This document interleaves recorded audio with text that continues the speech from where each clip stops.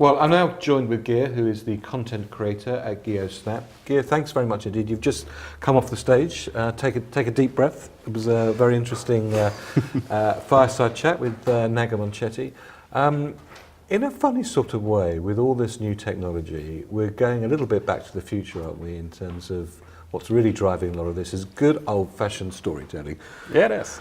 Actually, it is. That's what I love about it also. It's that's so beautiful with social media today, because if you use storytelling, suddenly you can become an actor if you want to. You can become a creator I do a lot of illustrations in mine, interact with the illustrations. So there's so many different ways of using storytelling today, actually. What is, in a old-fashioned context, let's call it this way, you had a pretty good structure of what it was that made up a good story. Yeah. Hans Christian Andersen probably being the archetypal sort of process of how to do that. In today's world, where things happen much faster, where people have significantly less attention span, what is now the art of the storytelling? What is the form and the function of it? I would say definitely shorter stories, of course, and you need to often grab the attention right away, often with the audience. That's why you see a lot of YouTubers or vloggers. You always see the videos, and they always have this small clip in the beginning showing the highlight of their story, where the action is. And that's like for teasing the audience to, okay, I have to watch this video. But the main core is building a good and interesting story, but you have to think shorter stories. So Instagram stories, Snapchat stories, that's what I often do. So I would say 15 to 20 snaps of one story if I'm going to make a whole story about something. You can't make like 100 snaps or 100 Instagram posts, because normally the audience click through the 5 first, viewing, consuming, and if it's interesting enough, they keep on watching the story. But it's not that interesting when you see like 100, because then people will go like, this was interesting, and then faster and faster and faster, just to get through the story, and then they miss out on the story, the meaning of it. So less is definitely more in that context. Less is more. How do you go about the process of content creation in that type of framework then? I would say we can take an example. If a brand reaches out to me, then if normally they say, we want to do something cool with you, we have an upcoming campaign about the product, can you do something there? Then I would pitch my ideas into the brand of making a storyboard, 15 to 20 snaps, telling like, this is what I want to do. And then the brand can also look into the story and tell me like, yeah, what if we switch around, because we also want to have this in the story. And then together we bake the product to the finest, you can say. After that process is done, where I have my story either up here or on the storyboard, I go out and produce the story.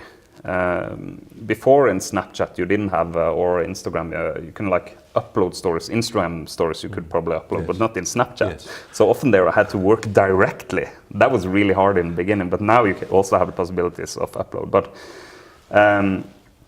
I go into like, if I'm included in the story, then I go into like an acting mode, turning into my alter ego Geeohsnap. I like it, love it. Yeah. Great look. Thanks. And then I film the story, and I act with things that are not there. And then I draw on it later, creating things appearing there.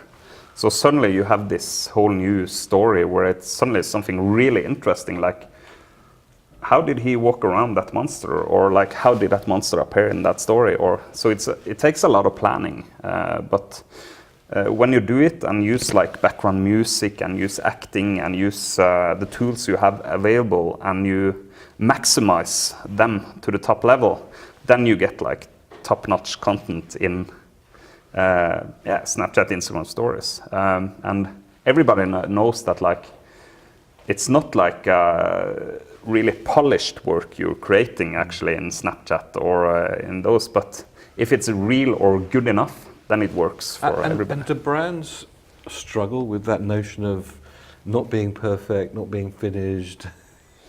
I think so. I think many brands are too stiff, if that's the right way to say, like too sharp edges. Yes. But of course, many also have to be it. Of course, you have luxurious brands. You have like brands that have to be serious. But I don't think they will destroy the brands with also showing something a little bit more personal sometimes also, with storytelling through Instagram stories, Snapchat stories, or something like that. That could actually lead to more people connecting to your brand, feeling like it's not like this cold wall, but actually here we are seeing something on the inside. And actually I really love this, viewing this content. Like, those are some regular, normal people working there. Because many, when they see the outside, like they see like this, feel like people are up there like ignoring everybody, and if you reach out to them in that way, I think you can win on it in the long term, I would say. You've been doing this for a while. The technology has changed. The functionality is changing fast. What do you think the future holds? When I say the future, maybe it's the next 2 months. Yeah. Where's it going? What direction is it going in? It's really hard to predict the future. If I could predict it, then I would probably, Yeah, on a beach. yeah, on a beach somewhere. And but yeah, you can see it. It's also, as we heard today, it's like video content. But I think we will see much more of augmented reality and virtual reality and a lot of usage of that. I tried out VR glasses not long ago. I think it was a couple of months doing a project with a client of mine. And the cool thing there was you could actually paint in 3D. So I was inside like a square room in the glasses, and you could make a 3D painting and walk around viewing this painting. It was so amazing. And I think we will see more and more of that. And you also have that, I can't remember the name of that movie that have come out in cinemas now, where everybody's living in like a virtual world. Yes. You've seen it? Yes, or yeah. I'm sorry, I don't have the name, but maybe that's a taste of the future. You would actually never know.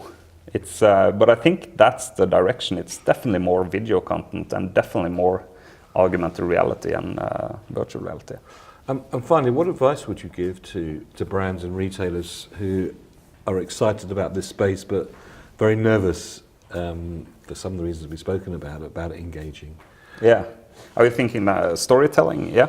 Yeah, Or, storytelling using Instagram, using Instagram stories. It's probably not an area that a lot of people feel comfortable with yet. Many people don't feel comfortable with it yet.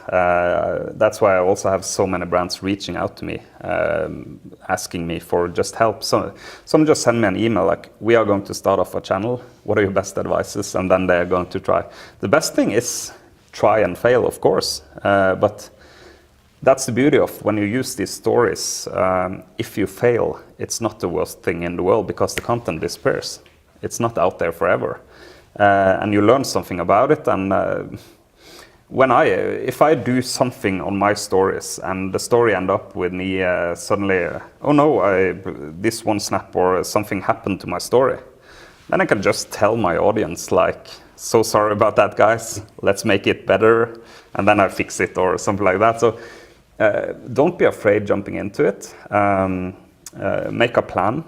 I would say if you reach out to creators or people who do storytelling, ask them about advices. I also do a lot of workshops with brands, and then I go in, check out the brand. Okay, you're doing this and this and this.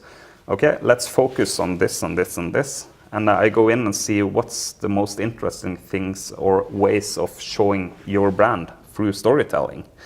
And then I create like a template for them that they can follow. So they know each Monday we're going to produce content from the office behind the scenes, what's happening here. Each Tuesday we're going to have some fun. We're going to have a small contest every Tuesday. for people to enjoy, people to engage. That's also really important doing storytelling. If you can also, at the end of stories, engage your audience to send in their ways of or doing things, or I blacked out there. That's good. But finally, I know we're pressed for time, but how do you feel as a content creator, someone who's done the story, it's up there, and then it just disappears? Yeah, actually, I think it's beautiful because I know the importance of disappearing content. It's that you, as viewing my story, you see that I have uploaded a story, and you know you're a follower of mine. Let's say that, and you know, okay, Geeohsnap, he has a story up now. I have to view that story now, because I know that story, if I forget that story, it will disappear within 24 hours. So you feel almost like, okay, I can take 5 minutes just watching, or 2 minutes or 1 minute just watching that story. And then you get so focused on the content because you're really like consuming my content.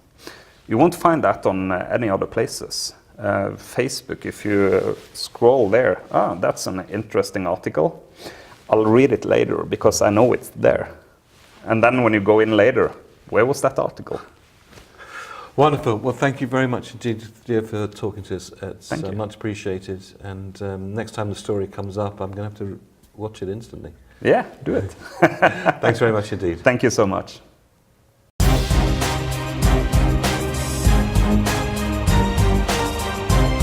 Thank you very much indeed for watching. If you've enjoyed this, there's plenty more. All you need to do to make sure that you get the latest videos when they're released is just push this subscribe button to subscribe to our YouTube channel.